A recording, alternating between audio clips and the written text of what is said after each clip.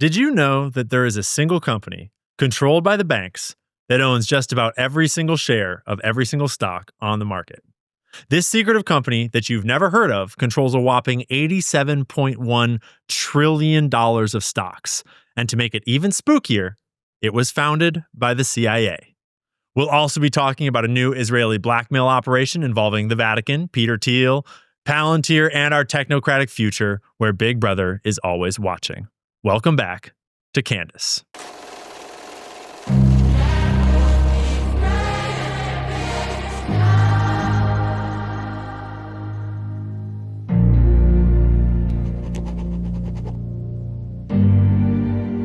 All right, our first story today is both mind-blowing and instructive. It gives us a window into how the CIA recruits people, covertly funds entire arms of our government, and shapes the world from behind the curtain. We'll meet one of the founders of USAID and spend time in the early NSA, but not that NSA, a different intelligence agency linked NSA.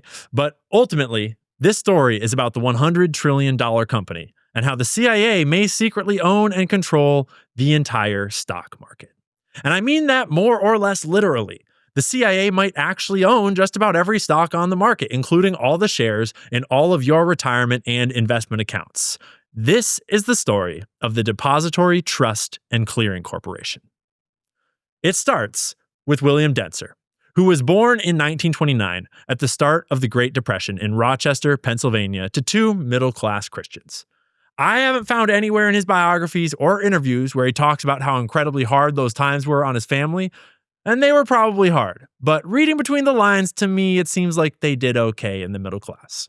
In college, he wound up attending the first Congress of the U.S. National Student Association, the NSA. Over the years, he got more and more involved in the NSA until he was elected the NSA's fifth president in 1951. Now, if you haven't heard of the National Student Association, it was a famous CIA cutout, meaning the CIA was funding it, and they did so all through the 50s and 60s. Its purpose was to infiltrate, spy on, and influence the rising student movements of the anti-war era. At the time, the US government was deeply concerned about Soviet and communist influence infiltrating America through our youth and universities. And though this fear wasn't entirely without merit, it yielded little to no results that were tangible. At least, not towards its stated goal of rooting out communist and Soviet infiltration. They did a great job of enacting secret programs to unlawfully spy on Americans with programs like Operation Mockingbird, Chaos, COINTELPRO, Minaret, Shamrock, just to name a few. This included everything from reading people's mail and co-opting the press, all the way to trying to convince Martin Luther King Jr. to commit suicide. Crazy story. If you haven't heard it, look up the letter they sent to him trying to convince him to off himself. It is publicly available, and it's even on the Wikipedia page for COINTELPRO. Technically, it was an FBI program, but we're getting distracted. So, back to Denser. After traveling the world for the NSA and likely serving as an unwitting CIA asset for several years, they finally came out to him and told him that they had been funding the entire organization all along, and that they would continue to do so. This was all groovy with Denser, who later enrolled in the military and was immediately swooped up by the CIA, where he served for a total of 5 years before leaving. And obviously, once he left the CIA, he was done working for them. Totally never worked for them again. Because then, he became the special assistant to the first head of USAID. Yes, the one that recently got caught with its pants down sending condoms and dildos to Uganda or whatever it was. Now, the whole USAID Doge scandal was pretty fishy and felt a lot like a publicity stunt. But one thing that is pretty well indisputable is that USAID has long been an intelligence agency cutout designed to launder government money around the world and fund secret programs abroad. Denser then became the special assistant to the U.S. coordinator for the Alliance for Progress, which was another USAID-style organization that Kennedy had cooked up before his death. This is a clip from the Congressional Record in 1965, now housed in the CIA reading room online. And it says, quote, The Alliance for Progress was devised not to suppress the demand for change, but to aid it and direct it in certain paths. That is, the message the Department of Defense and the Central Intelligence Agency have not yet understood.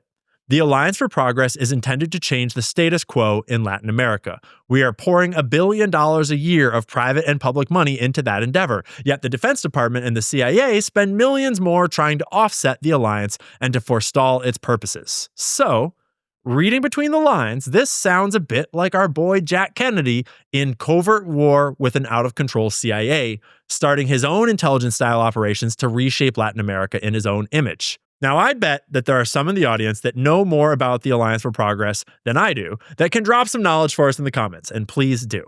But anyways, after the assassination of Kennedy and shifts in Denser's worldview and priorities, he came home and moved into the banking sector, intent on changing things here in America. And he had some noteworthy and powerful friends like Eugene Black and Governor Nelson Rockefeller, who appointed Denser in 1970 to succeed him as the New York State Superintendent of Banks. In this role, he became New York's chief regulator of banking and financial markets.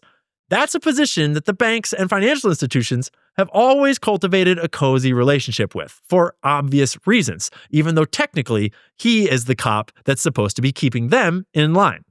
And during this time, the financial system was in turmoil. This is a quote from an article about that time in history in the financial system. In the days before computerized trading and a centralized electronic stock delivery system, the street depended on messengers tasked with trudging up and down Wall Street to deliver paper stock certificates by hand. By 1968, daily trading volume hit 12 million shares a day. The sheer mass of stock certificates and other paperwork overwhelmed many Wall Street back offices, the groups working behind the scenes to settle and clear trades. That is a picture of a dude literally sweeping stock slips off the floor of the stock exchange after a day of trading. 12 million shares traded a day is ludicrous. All of those shares of stock are written down on slips of paper and traded by hand by brokers on the stock exchange floor. But frequently, with that much trading, many of those shares would fail to be delivered on time, or even ever at all. And those fails to deliver that it mentions in that article, those became a feature of the market, not a bug, because it is extremely convenient to the financial institutions that run the markets to be able to say, whoopsies, we failed to deliver that stock that you bought, but don't worry, we'll be sure to get it to you someday. This would be a key principle leading up to and enduring ever since the 2021 GameStop squeeze. But anyways, the market was growing rapidly, and the volume of trading was getting so out of control that they established a committee called BASIC to study the problem and issue a solution. The solution that they came up with was to enter all the stocks into a computerized system, and rather than trading the real stocks, you would leave all the real stocks in one place and just trade around digital notes that said you owned them. For whatever reason, they wrote into this change that you wouldn't actually own them. You would just have what is called beneficial ownership. They would actually be owned by this one central corporation that would keep them all safe for you, and you would just trade your little funny money all around. A lot like fiat money, if you've been down the money isn't real rabbit hole. So, William Denser was intimately involved in the founding of this new corporation, and then he became its first chairman and CEO. And thus was born the Depository Trust Company, the DTC. They made sure to put the word trust in there just in case you were confused and thought you couldn't trust all these banksters to be on the straight and narrow. Not foreshadowing at all. It would be regulated by the SEC and the Federal Reserve because they had the bright idea to make it a private corporation instead of a government agency. Can't imagine why.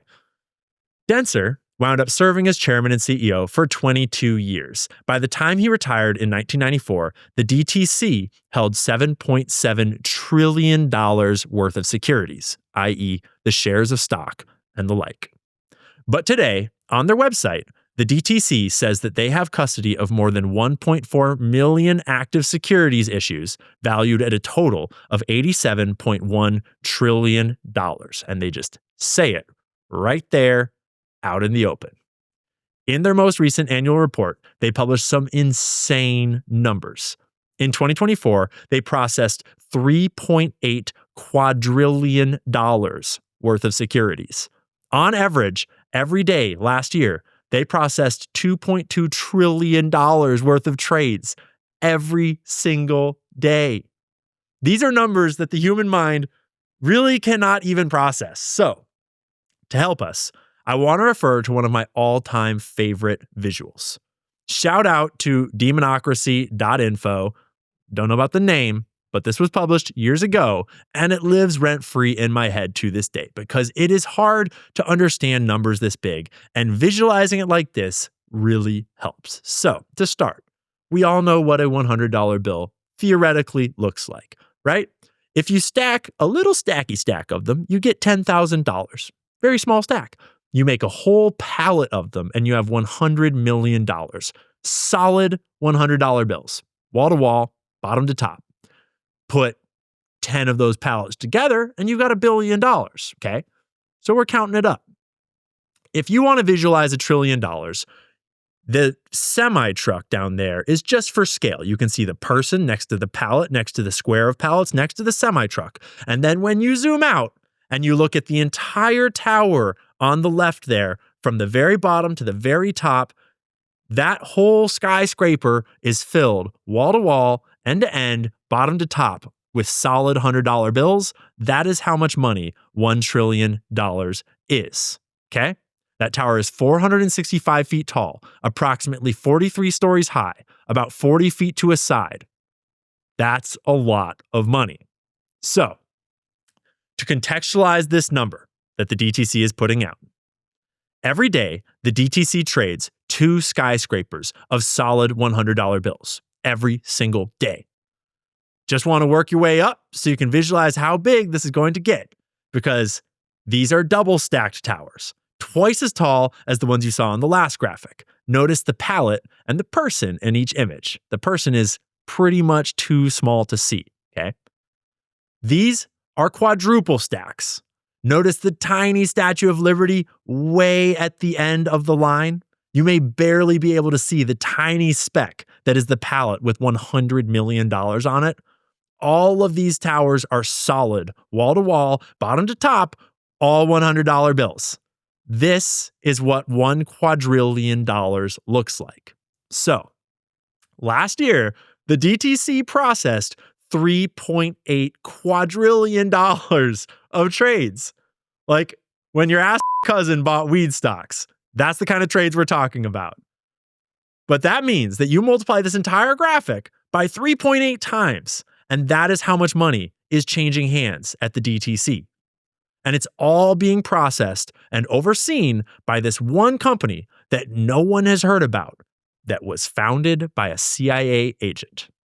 In that annual report, they also mention that they're sitting on $72 trillion of mortgage-backed securities.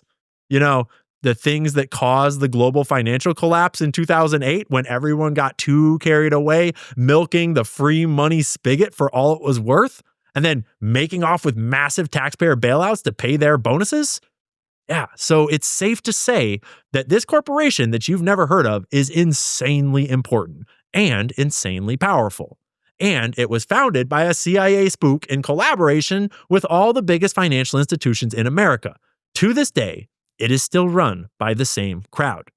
When you look at the board of directors, just about every major financial institution is represented. And let me explain what you're looking at here.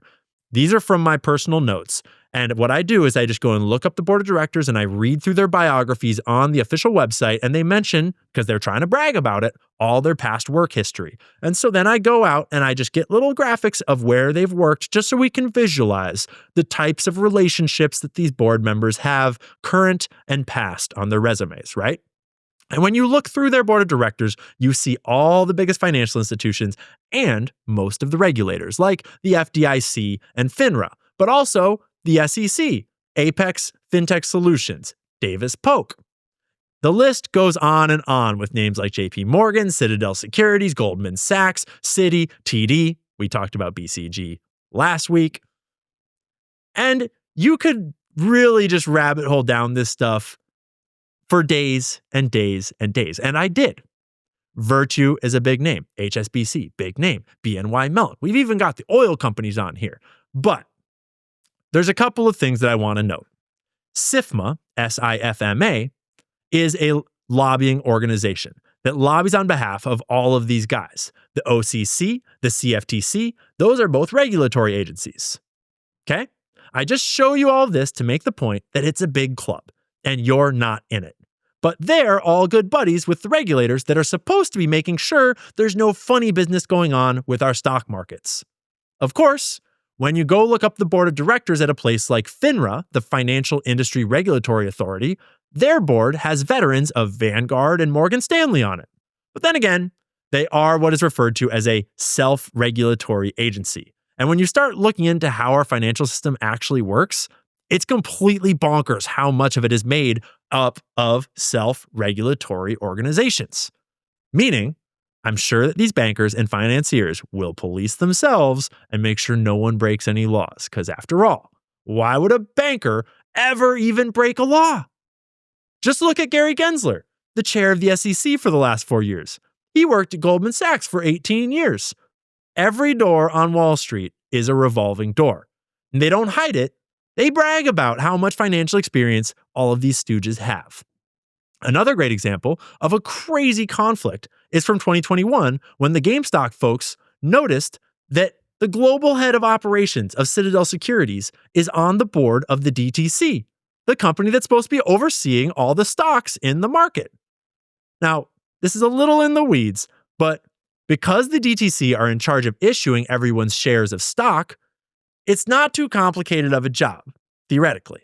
But then, when everyone noticed that the public numbers were showing that more than double the number of shares in existence had been borrowed for short selling, i.e., selling something that you don't actually own, alarm bells started going off. How is that even remotely possible? Pretty quickly, everyone figured out that no one owns any stock. We are actually all what is called beneficial owners. And that means that we get to play pretend with our little monopoly money and it works fine. But if the ever hits the fan, in reality, you don't own it. The DTC does. And in the world of the stock market, these definitions matter.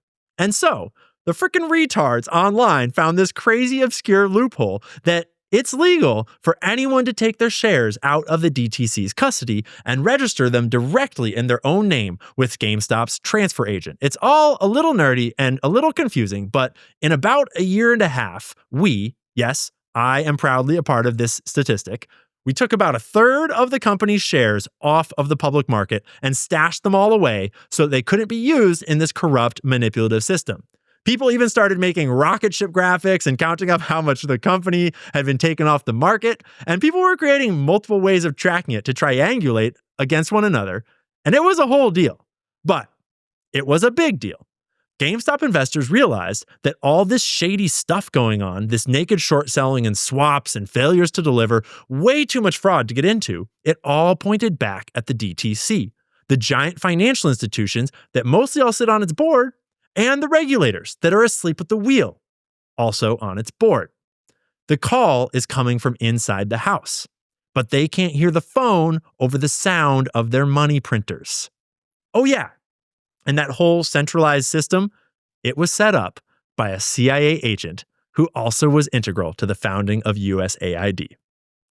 What a weird coincidence.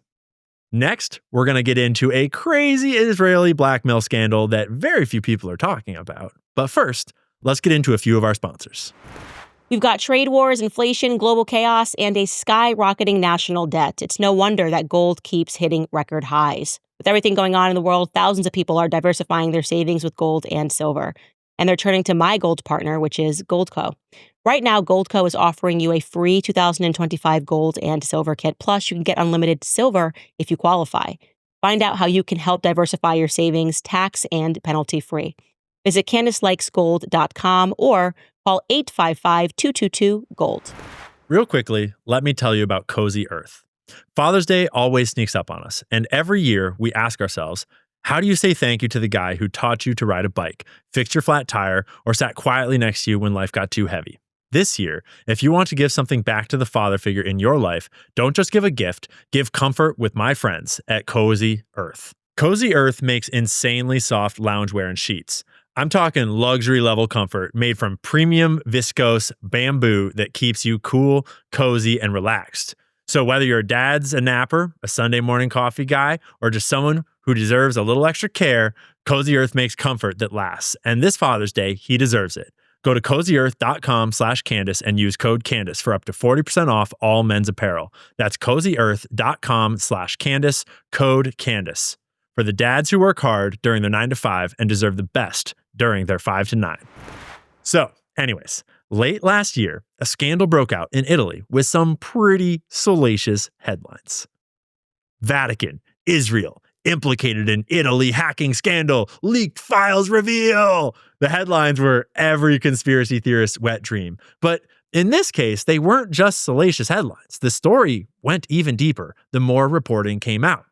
It all centered around an Italian intelligence firm called Equalize, which was officially associated with the Italian government, and thereby it had legitimate access to at least some of the Italian government's databases. Turned out, they've been doing a little side work outside the scope of their mission. Here in some of the reporting about this whole scandal, the words, quote, can hold institutions in hand got used. And this is originally an Italian publication translated into English, and that is a poor Italian translation for they are blackmailing politicians and other government officials. The suspects had often promised and boasted that they could intervene in investigations and processes, giving shades of Diddy and Epstein. It turns out that the hacking tools that they were using was a software called Graphite, and it was developed by an Israeli firm named Paragon. Reporters couldn't help but notice that journalists who had been critical of Israel and the government's handling of alleged anti-Semitism were being targeted. Italian law enforcement had wiretapped the offices of these hackers and recorded meetings between Israeli intelligence operatives meeting with the hackers and tasking them with jobs in exchange for cash. One such conversation involved discussions of a job that was allegedly for the Vatican and allegedly included $1 million of payment. Paragon's graphite technology that they were using is a zero-click hacking tool, much like its predecessor, Pegasus, which means that it can be put onto a target's device entirely without their knowledge. You don't have to click on any sketchy links or pop-ups. There's no notification or detection, and the hackers can gain access to just about anything and everything in your phone or laptop. Most notably, it is capable of hacking encrypted messaging apps like Telegram, Signal, and WhatsApp. This pissed off Meta and Mark Zuckerberg, and they actually threatened to file a lawsuit against the firm, which drew even more media attention to the scandal in the early months of this year. But I want to zoom out and look at a pattern here. This is standard operating procedure for Israel, and they've been doing it for some time. Since at least the early 2010s, this has been their official policy: to move intelligence operations out of government agencies and into the private sector, where private Israeli tech startups can do the government's dirty work. And if they get caught, there is far less blowback onto the government of Israel. No matter the fact that Paragon, this technology they were using to hack everyone, was founded by Ehud Barak, the famous buddy of Jeffrey Epstein and a former chief of Israeli military intelligence. He did so in partnership with 4 other ex-Unit 8200 officers, including the former head of Unit 8200, Ehud Schneerson. Yes, they are both named Ehud.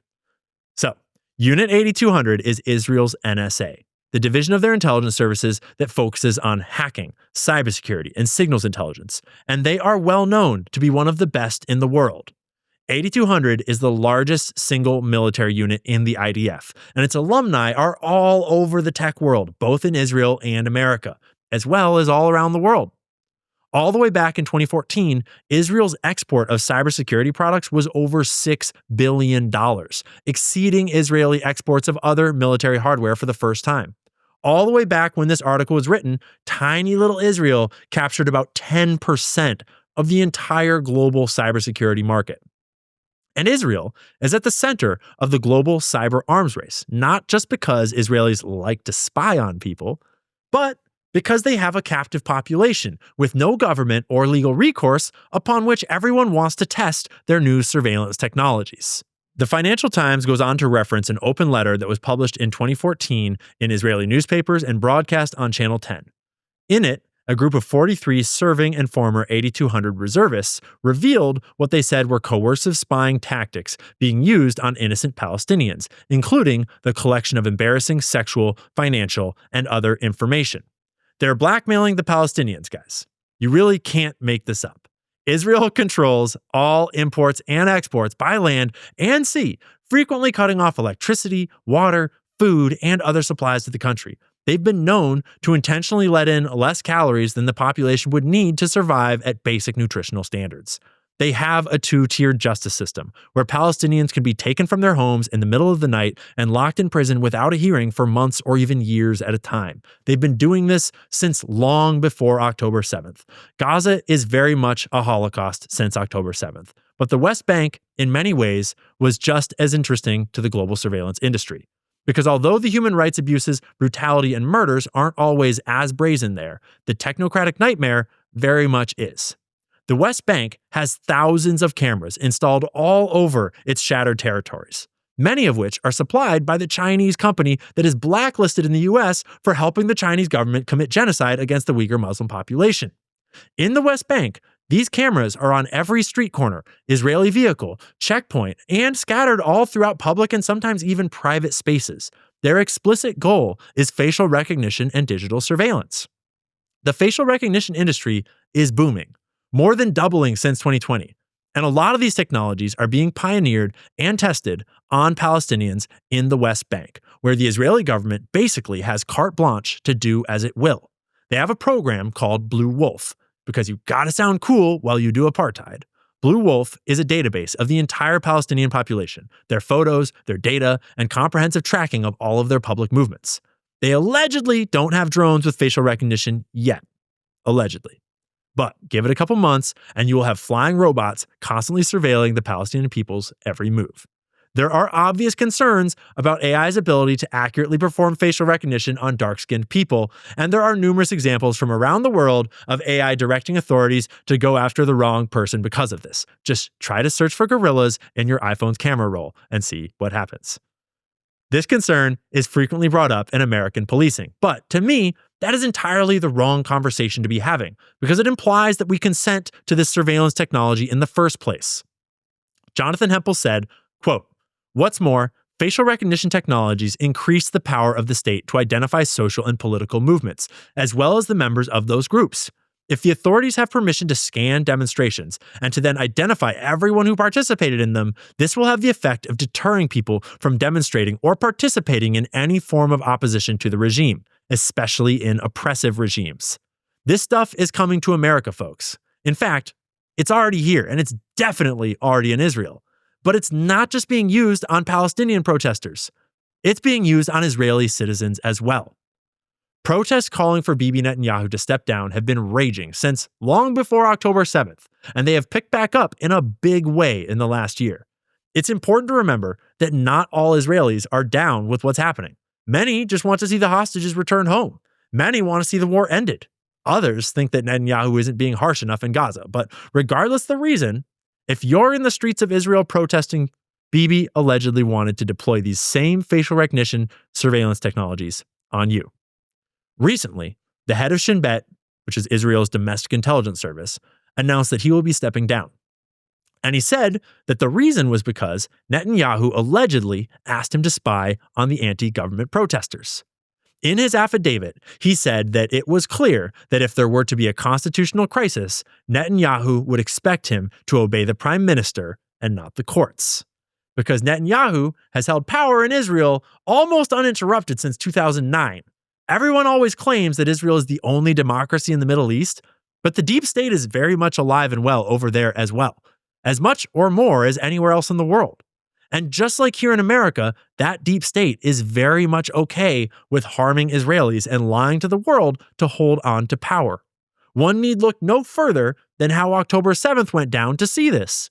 It was reported, after the fact, in Israeli media that the government enacted the Hannibal Protocol during the October 7th attack.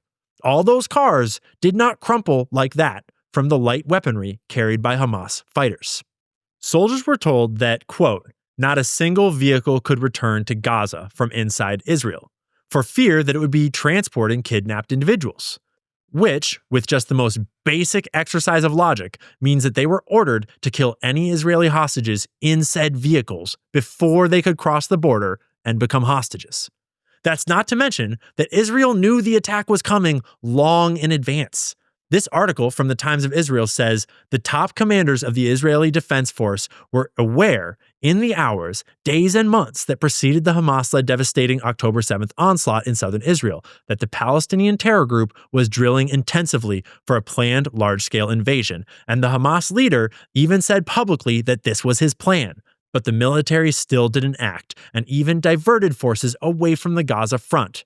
And yes, despite these reports of Hamas's preparations for attack, 2 companies of troops from the IDF's commando brigade that have been stationed on the border of Gaza were inexplicably moved to the West Bank just 2 days before the attack. When the people of Israel and the world started asking too many questions, the investigations into what had happened on October 7th were shut down because it would have been bad for the Israeli military support and public image, I presume. And all of that is not to mention Netanyahu's propping up of Hamas in the first place. There's always a double-edged explanation for these deep state plots, why we need to fund this terror group today, and how we could have never seen terrorism coming tomorrow. And don't mistake my reporting and stance on the government of Israel as support for Hamas or enthusiasm for Sharia law or the Muslim world either. It's all a mess. For example, did you know that across the Arab Middle East today, an average of 45% of married couples are related, usually first cousins? In southern Saudi Arabia, that number is as high as 55 to 70% of marriages are between blood relatives. There have been numerous studies on this done. This NIH meta-analysis put Iraq near the top of the list with an average of 64.6% inbred marriages in al-Ramadi. I'm not on anyone's side over there. I just want to stop seeing women and children killed by the hundreds and thousands in senseless wars for oligarchs and deep state agendas. And most of all, I want to stop sending our tax dollars to fund it. According to USAID, we have sent almost $320 billion to Israel since it was founded. Right now, since October 7th, our support of Israel's indiscriminate bombing campaigns has surged to new levels with billions more being sent seemingly every few months. All this while America crumbles from within. But the deep state always does more than one thing at a time. And this genocide serves as more than just a money laundering scheme for the globalist Zionist elite. It also is fundamental to their plans for how you will own nothing and be happy very soon. And we're about to talk all about these technocrats and what they've got planned for you. But first, I want to tell you about our sponsor. I want to tell you about Beam. Do you spend your nights tossing and turning, getting terrible sleep, and then dragging yourself through the next day on fumes? If this is you, you need to check out Beam's Dream Powder. Beam is proudly founded in America and run by people who share our values: hard work, integrity, and delivering results. It's a healthy nighttime blend packed with science-backed ingredients shown to improve sleep so you can wake up refreshed and ready to take on the day. Dream is made with a powerful blend of all natural ingredients: reishi, magnesium, L-theanine, apigenin, and melatonin. It's designed to help you fall asleep, stay asleep, and wake up feeling amazing. And unlike other sleep aids, there's no next day grogginess, just great, restful sleep. Plus, Dream tastes incredible, and it's become a part of not only my nightly routine, but my team's routine as well. It's simple, easy, and effective. Here's the deal. Beam is giving my listeners the ultimate Patriot discount of up to 40% off. Try their best-selling Dream Powder and get up to 40% off for a limited time. Go to shopbeam.com/Ian and use code Ian at checkout. That's shopbeam.com/Ian and use code Ian for up to 40% off. Sleep better, wake up stronger, and show up ready for your family, your work, and your country. And now, back to eating the bugs and liking it. The technocratic hellscape that they have planned for you is perhaps best personified by Peter Thiel and Palantir. Peter is part of the aptly named PayPal Mafia, along with his Palantir co-founder, Joe Lonsdale, and Elon Musk is perhaps the best known of the bunch today, but Peter Thiel is no less powerful and perhaps far more dangerous as he slithers around behind the scenes in Washington. We'll have to do another day about how integral he has become to the rise and career of the habitual name changer J.D. Vance. But today, I want to focus on how these surveillance technologies are already here in America and how you are already being watched, cataloged, and prepared for this Orwellian future that they have planned. Right now, Palantir is working with ICE to use its biometric and facial recognition capabilities to track and deport illegal immigrants. And that's great. That's always how they start. First, target the group that most of us already want gone. Who, except the far-left crazies, would object to that? Trust us. It's only ever going to be used on terrorists and criminals. Just ignore the fact that all the illegal immigrants are mixed in with the rest of us, so in practice, they're already surveilling all of us to the same degree.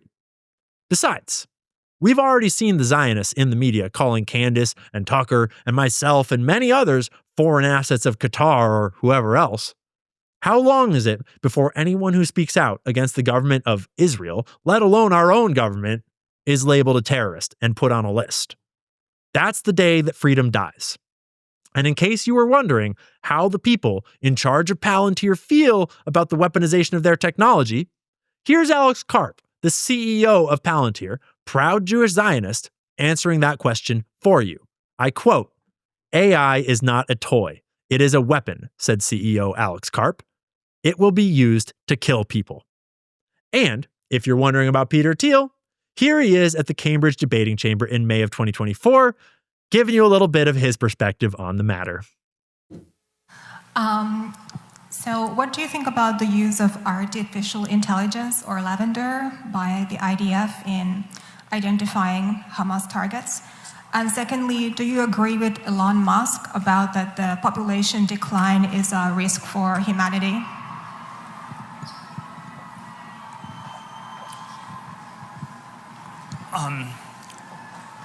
Look, I'm not,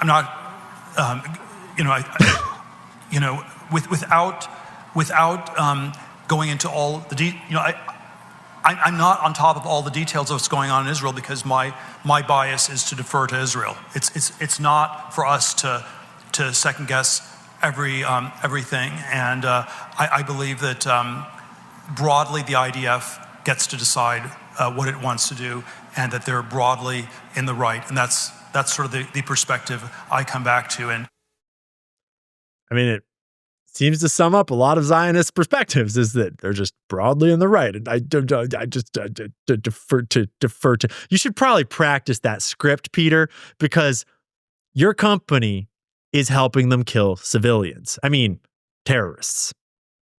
So just work on that bit a little bit. Because in Gaza, it's already being used by the military to target and kill aid workers. In just a few months of this conflict, Israel had targeted and killed more aid workers than had been killed in all wars in the rest of the world over the last 30 years combined, according to The Nation. All the way back in 2013, Edward Snowden revealed how the NSA was helping the Israeli government target and surveil Palestinian Americans who were communicating with relatives back home. I'm sure that Israel totally left their families alone and never used this surveillance for retaliation or blackmail or anything else. This is the modern manifestation of the deep state.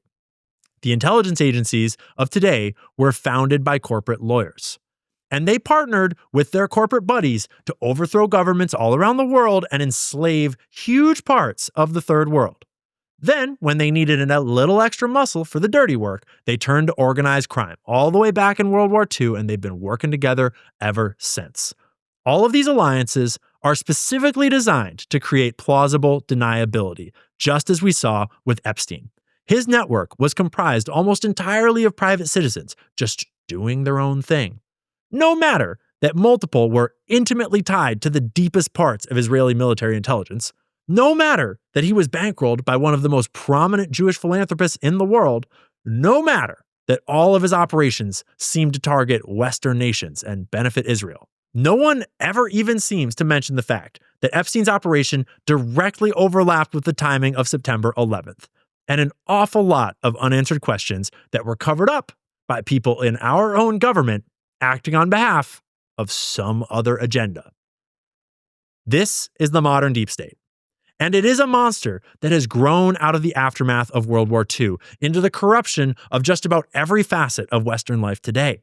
Everyone has their own theories about who's behind it. Some say it's the Jews, others say it's the Illuminati, or the Masons, or the Jesuits, and I don't know who's in charge. I don't even really care that much. But I do know that they're everywhere and they're in every government, blackmailing everybody to do their bidding. And global technocracy, where we are all slaves to their digital money and debt systems, is their goal. Our best weapon against this tyranny is the truth, an open and honest truth. That's why freedom of speech is non-negotiable. That's why shows like Candace's are so important. And that's why free thinkers like you are so important. And that's why just asking questions is so important. Anyways, that's our show for today. Thanks for tuning in. Please, before you go, like the video, subscribe to Candace's channel, and it's a big help to me if you click on the link in the description to go subscribe to my YouTube channel as well at Ian Carroll Show. We'll be back next week with a story about how they're turning all of us into indentured servants to the elite, more updates from Tiffany's story, and much, much more. Do something nice for someone today, drink some water, and have a great weekend.